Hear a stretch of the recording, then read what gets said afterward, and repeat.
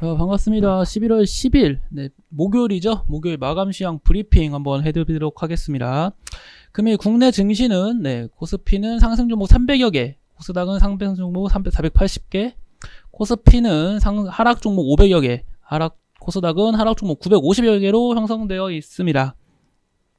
금일 수급을 보시면 양거래소 모두 개인의 순매수세 속에 외인과 기관의 순매도세가 나와줬으며 그로 인한 비차익 순매수 역시 매도세가 좀 나왔습니다. 그 결과 증시의 하방 압력을 키웠다. 그렇게 말씀드릴 수 있겠고, 금일 증시의 하방 압력이 커진 가장 첫 번째 원인이 무엇이냐 뽑으면 당연히 원달러 환율이겠죠. 원달러 환율이 다시금 상승세가 나와줬습니다. 강달러 현상, 즉 일단 강달러 현상이 다시 왜 나왔냐부터 한번 얘기를 들어볼게요. 강달러 현상이 왜 나왔어요? 민주당 이번에 지금 중간선거가 서서히 막판을 향해 달려가고 있잖아요. 그쵸? 근데 생각보다 민주당이 많은 당을 먹었습니다. 그쵸? 예상보다 선전을 했다. 선전을 이어갔다는 얘기가 나와주면서 강달러 현상이 부각되어서 다시 한번 지금 원달러 환율의 강세가 나왔고, 그 결과 국내 증시를 포함한 아시아 증시 전반적인 약세가 이어지는 모습입니다. 근데 사실 민주당이든 공화당이든 어느 당이 이겨도 이렇게까지 달러에 큰 폭으로 영향을 주긴 힘들어요. 지금 증시 상황만 보면 마치 민주당은 나쁜 사람이고 공화당은 증시를 끌어올려줄 정의의 편이고 그런 것처럼 느껴지잖아요. 그렇지 않아요. 사실 그게 그겁니다. 너무 크게 생각하지 마시고, 아무튼 지금 증시 상황은 공화당이 되면은 재정 지출 쪽에서 조금 더 타이트하게 하지 않겠냐라는 기대감이 있다 보니, 다들 아시죠? 주식은 기대감이에요. 기대감. 그러한 기대감 때문에 이러한 상승세가 나오고 하락세가 나오는 거지 다른 건 없습니다. 아무튼 그러한 결과 속에 금일 강달러 현상이 부각되어서 증시에 약세가 나왔다. 수급을 한 번 더 자세히 보시면요.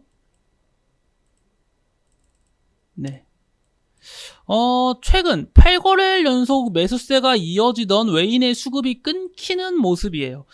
이 점은 좀 아쉽죠. 외인의 수급이 11월달 들어와서 하루도 빠짐없이 매수세가 이어졌는데 금일 매도세가 나왔다. 물론 매도세의 폭이 크지는 않지만 그 점은 아쉽고, 심지어 삼성전자가 좀 2.5%대로 약세가 나와준 모습이에요. 그래서 삼성전자를 필두로 전반적인 종목의 약세가 나와줬는데, 전날 뉴욕 증시를 보시면은 애플이 3% 빠졌죠. 테슬라 5% 빠졌죠. 엔비디아도 약세가 나왔죠. 전반적인 빅테크 기업뿐만 아니라 뉴욕 증시 전반적으로 약세가 나왔으니 국내 증시까지 이러한 영향이 나오는 거는 어쩔 수 없는 현상이다. 그렇게 생각하면 좋을 것 같습니다. 크게 근데 의미를 또 두실 필요는 없는 것이, 사실상 지금 차트 위치상으로만 보면은 제가 계속해서 고점 그러니까 정말 고점을 원하는 사람처럼 보이지만 사실 그게 아니라 실제로도 고점이 맞아요. 이게 단기 고점이라는 느낌은 언제든지 있고 단기 조정은 언제든지 올 수 있는 위치입니다. 호재가 나오든 악재가 나오든 현재로서는 단기 고점 리스크가 항상 있는 위치예요. 워낙 지금 추세가 좋아서 강세가 이어지고 있을 뿐이지 언제든지 조정이 나올 수 있는 위치였고, 그리고 금일 121선 이탈이 안 나왔습니다. 코스피 같은 경우는. 그쵸? 121선 이탈을 해주지 않았고, 코스닥 역시 5일 평균선 이탈을 해주지 않았어요.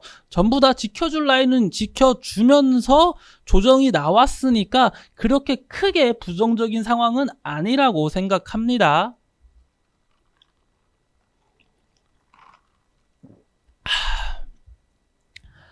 자, 그리고 금일 시가총액 상위 종목들을 한번 살펴보시면, LG 에너지 솔루션은 강세가 나왔는데, LG 에너지 솔루션은 제가 오늘 아침 방송에도 말씀을 드렸죠. 전날 59만 9천원으로 59만 8천원을 돌파시켜준 순간부터 이 종목은 신고가로 가겠구나라는 생각을 하고 계시면 돼요. 신고가로 무조건 간다, 그 생각을 하고 생각하시면 됩니다. 이 59만 8천원 신고가를 돌파해 준 순간부터 이미는 신고 60만원 돌파가 사실상 기정사실화 되어 있던 종목입니다. SK 하이닉스를 보시면,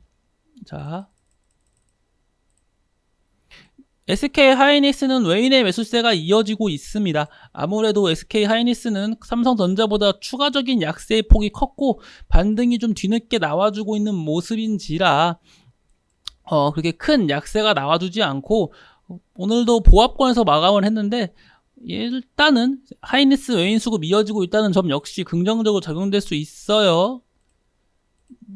그 밖에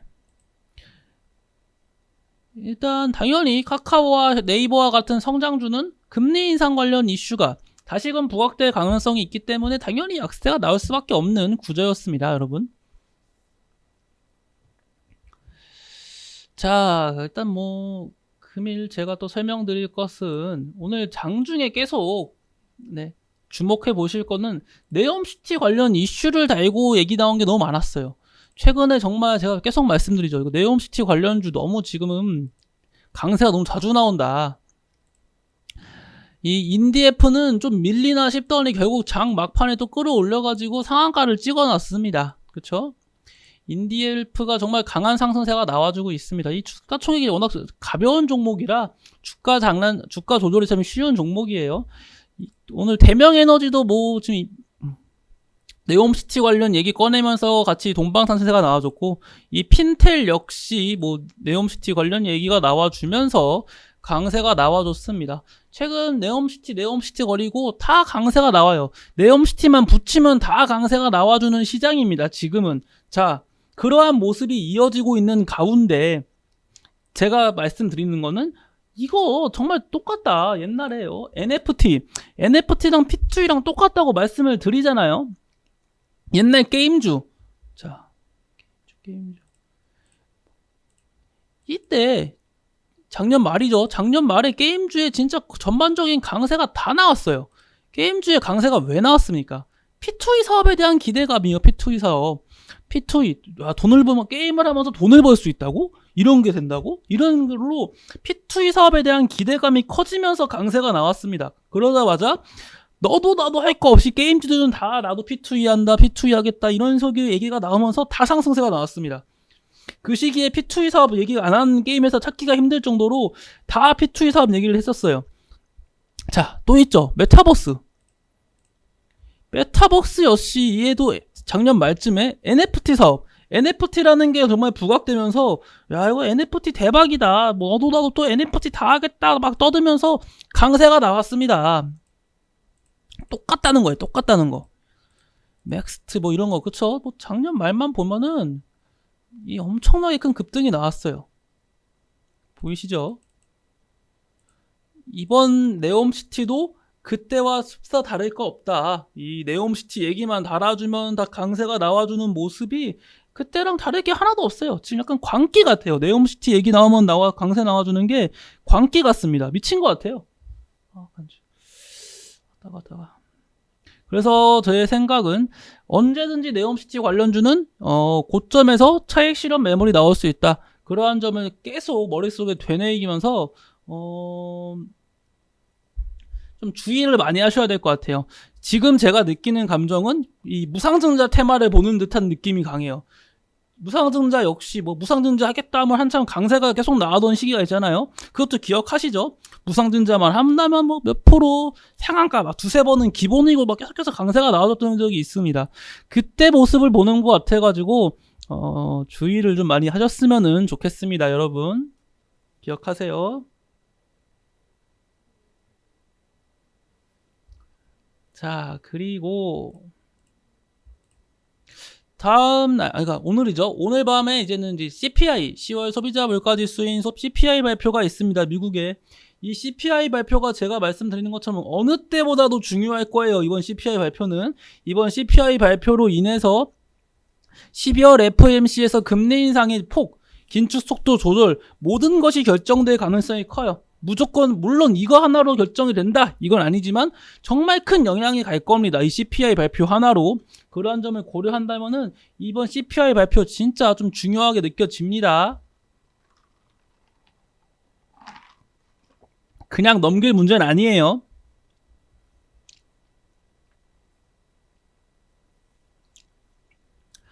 일단 CPI에 보면서 지켜봐야 될 점 첫 번째 8.0% 컨센서스가 8.0%로 한 8.1% 그 정도 사이인데 8.0%로 형성되어 있는데 컨센서스에 부합하게 나오는가.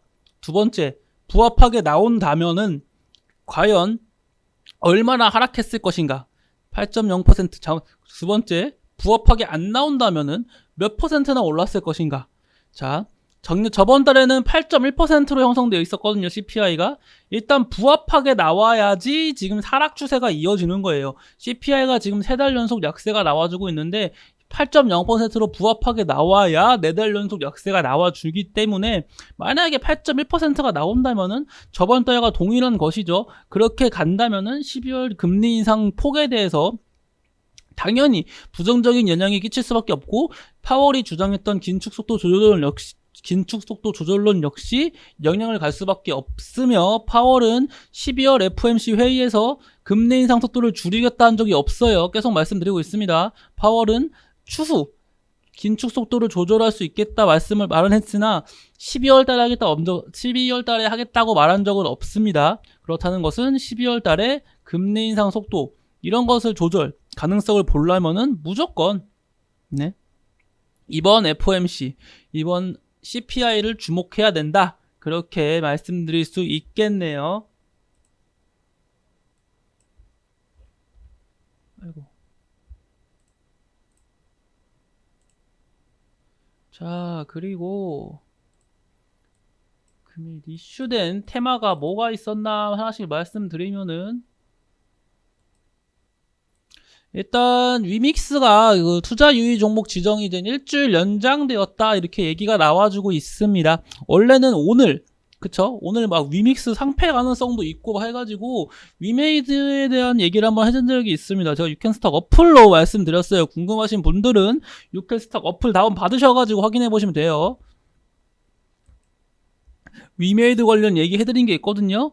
아무튼 이게 일주일 더 연장됐다 이러니까 뭐 생명선이 길어진 건지 어떻게 되는지 모르겠지만 위메이드 리스크가 항상 크죠. 자, 그리고 하나 더 볼 게 있습니다. 바이든 드디어 다음 주에 시진핑과 첫 대면한다. 상대방의 레드라인 제시. 자, 바이든하고 시진핑, 미국과 중국이에요. 그쵸? 자, 이게 두 개의 나라가 있습니다. 첫 대면 해가지고 긍정적인 얘기가 오고 가면 당연히 좋겠죠. 세계 정서상 얼마나 좋습니까? 하지만 두 정상끼리의 만남 속에 긍정적인 얘기가 안 나오고 미국 vs 미국 vs 중국 이런 분위기가 형성이 된다? 그러면 어떤 종목을 봐야 될까요? 이젠 기억하시겠죠? 정답입니다. 히토르 관련주. 미중 갈등 하면은 히토르다. 히토르 관련주 중에서도 유니온 머트리얼즈, 동국 RNS, 유니온을 많이 보면 된다. 이 세 개의 종목이 히토르 관련. 그리고 미중 갈등이 부각되면 부각될수록 강세가 나와주는 종목들이다 라고 분명 말씀드렸고, 이 점 기억하고 계세요. 분명 논의가 활발하게 이루어지지 않는다면 미중 갈등이 부각됐다고 뉴스가 나올 것이고 히토르 관련주의 강세가 나올 수 있어요. 이거 제가 분명 말씀드렸습니다. 지금. 자, 기억하고 계시고, 하나 더 볼 거는 이제 YTN의 이제 지분 매각 이슈, YTN 민영화 이슈가 있죠. 잠깐만요. 눈에 뭐 들어가서.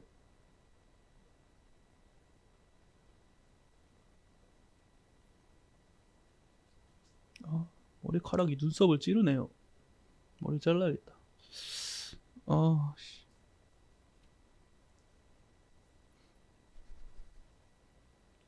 자, 아무튼 YTN 지분 매각 결정이 11일 내일 결정됩니다. 지분 매각이 아마 될 것 같아요. 제 생각은 그거에 대해서 주가의 움직임만 좀 간략하게 설명해 드리면은, 이미 금일 큰 상승세가 나왔다가 쭉 밀리는 모습이 포착되었습니다. 그쵸? 쭉 밀리는 모습이 포착되었고 수급 이탈, 메인의 매수세가 이어졌으면 좋았을 거예요. 하지만 수급 이탈이 나와줬다. 수급 이탈이 나왔으면 차라리 거래량이라도 좀 줄었어야 되는데 거래량도 많이 터졌다. 이러한 모습의 차트는 다음날 5일 평균선이 조금 더 상승세가 나와주면은 음봉이 나와줄 겁니다. 자, 예측해 볼게요. 이렇게 음봉이 나와줄 가능성이 크고, 다시 한번 내일 차트 예측이에요. 이렇게 음봉이 나와줄 가능성이 크고 5일 평균선은 이렇게 끌어와 줄 겁니다. 그리고 음봉이 나와주는 가운데 슬슬 여기 5일 평균선이 닿아 있는 이 딱 닿는 시점, 이 5일 평균선이 딱 닿는 이 시점에서 주가의 변동이 일어날 거예요. 어떻게 변동이 될지는 그날 가봐야 합니다. 만약에 수급이 들어오면서 끌어올려주는 모습이 나와주면은 5일 평균선 지지받고 상승세가 나와줄 것이고, 여기서 만약에 붕괴된다? 그러면 추가적인 약세, 재료소물로 인한 약세가 나와줄 가능성이 큽니다. 이거는 내일 가봐야 돼요. 그래서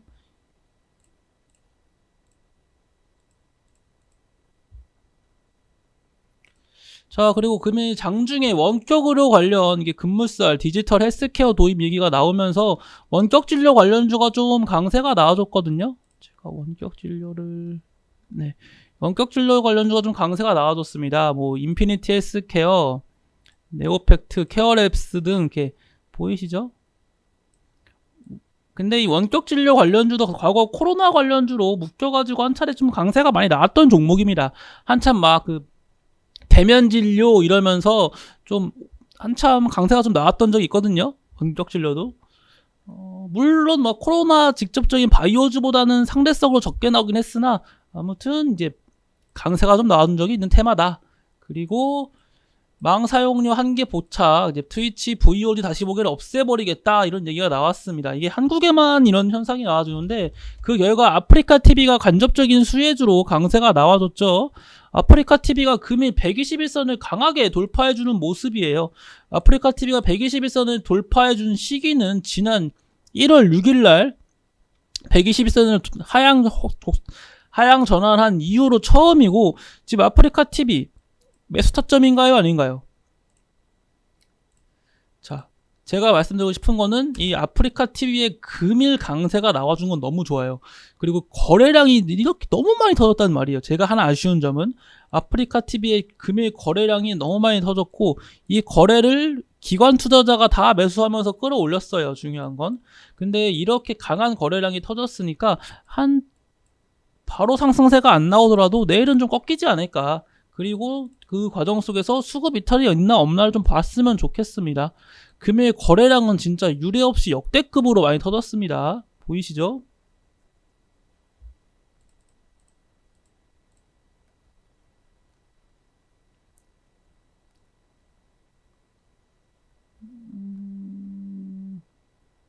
그리고 뭐 UAM 관련 이슈는 꾸준하게 나와주고 있는 모습입니다. UAM도 아무래도 윤석열 정부의 좀 핵심 정책주 중 하나로 뽑히는 만큼 UAM 관련주도 봐서 나쁠 건 없다. 자, 일단은 금일 종목 추천은 따로 안 드렸습니다. 일단은 CPI 결과값을 좀 봐야 되기 때문에 그거에 대한 리스크를 생각하면은 따르게 종목 추천은 안 드렸고, 내일 만약에 CPI 결과값에 따라서 내일 한 번 더 종목 같은 거 한번 나가보도록 하겠습니다. 네, 일단 이것으로 금일 마감 라이브 방송을 모두 마치겠고, 오늘 하루도 고생 많으셨습니다. 저는 내일 아침에 다시 찾아뵙도록 할게요. 감사합니다.